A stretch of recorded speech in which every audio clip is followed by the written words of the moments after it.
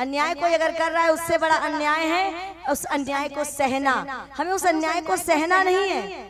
उन्होंने जगाने का प्रयास किया है भगवान कृष्ण ने उन गोप ग्वालों को, और इसीलिए भी उन्होंने कालिया नाग को मारा कि कालिया नाग ने पूरे जल को विषैला कर दिया था।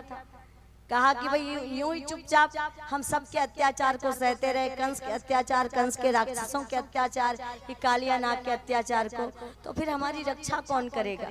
हमें खुद अन्याय का प्रतिकार करने के लिए आना चाहिए। अन्याय का विरोध करते हुए हमें कालिया नाग को भगाना चाहिए। ये कहकर उन्होंने यमुना के जल में कूदकर कालिया नाग को पछाड़ा और कालिया नाग को मजबूर किया कि वो अपने विषैले विष को समेट कर दूसरी जगह चली जाए। अच्छा, कालिया नाग का तो वध कर ही देते भगवान, लेकिन नाग पत्नियों ने प्रार्थना कर ली और अपने पति के प्राण वापस मांग लिए।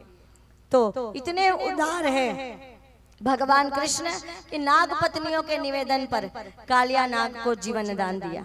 और खेलते खेलते कन्हैया ने नदी किनारे की मिट्टी खा ली, और मिट्टी खा ली तो दाऊ भैया ने शिकायत लगा दी यशोदा मैया के पास, और यशोदा मैया के पास शिकायत लगाई, और यशोदा मैया ने कान पकड़े, डांटे और मुंह खोलने के लिए कहा। तो 14 वर्ष 14 लोग 9 वर्ष 84 कोस का ब्रजमंडल, आकाश पताल सब भगवान के मुखमंडल में दिखाई देने लगे। मैया तो बेहोश हो गई देखकर कि ये क्या हो रहा है मेरे कन्हैया भगवान। फिर योग माया ने सब कुछ विस्मृत कर दिया यशोदा मैया के मन से, सब कुछ भूल गई यशोदा मैया, और यशोदा मैया ने उखल से बांध दिया कन्हैया। बड़ी शरारत करता है, पर उखल को घसीटते हुए लेकर गए और यमला, अर्जुन और अशोक के पेड़ पे अटका दिया।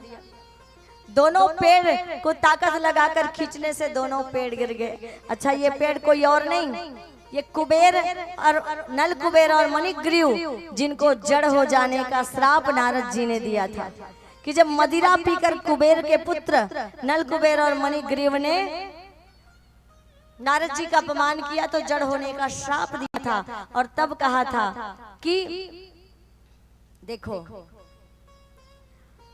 जब भगवान कृष्ण द्वापर युग में आएंगे तो लीला करते करते उनके चरणों के स्पर्श से तुम्हारा उद्धार होगा।